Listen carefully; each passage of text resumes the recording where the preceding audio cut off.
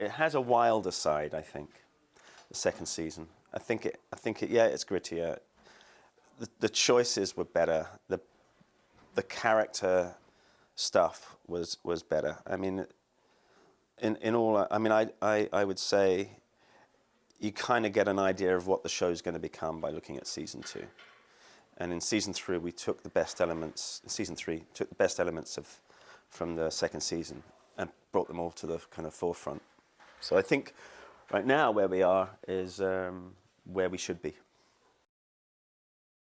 I think it's an interesting show because, well, it has its procedural elements, but its settings are constantly shifting. I think that the characters are especially the Lightman character, but the characters have a lot of, they have quite broad horizons. They can go far and go to different places. I would think it should be, with a bit of luck, a kind of hit the ground running madcap procedural, if that makes sense. I'm constantly surprised by where it goes, and I think the audience will be too.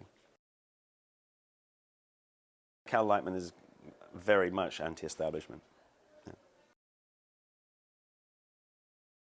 Yeah. He was very anti-establishment.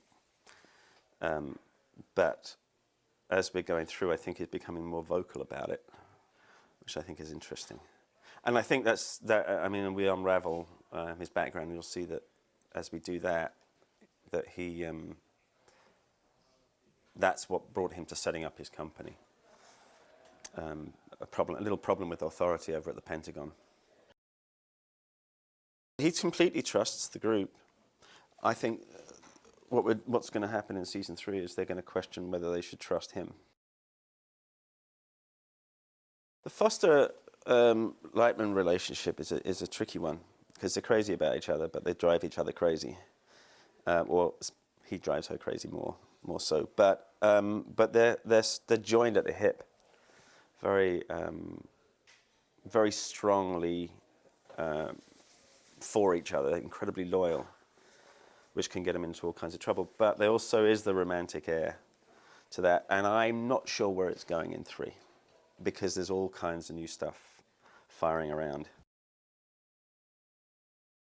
And now we have a new character who's actually appeared in the first season as a crooked cop, and she becomes potentially a kind of love interest for Lightman, which gets in the way of the workings of the group and gets in the way of Foster, maybe.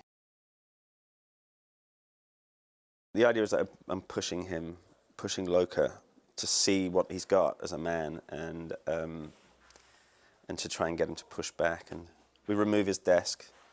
He has no place to sit. I'm constantly busting him on what he's doing outside the group, which is job hunting and poking around in that area, and constantly pushing him. And we've started that because we're in episode 3 now, and it's building quite quickly. And I think I know where it's going to lead, but I don't want to give the game away on that. But it's hopefully a lot more fun for Brendan, and I think basically we want the character to grow a pair. Emily is the one that he trusts the most, even when she's being a teenager. She's the one that gets him. And in the new season, we're going to see a lot more of her in a different way. It's going to be some tougher stuff for Lightman to deal with his daughter. When you learn this stuff, the science, because that's why I've gone out of my way not to learn it. But when you do, you can't unlearn it. And Lightman is, on the one hand, fascinated by what he does and people, but it has a destructive element too. And he can never turn it off.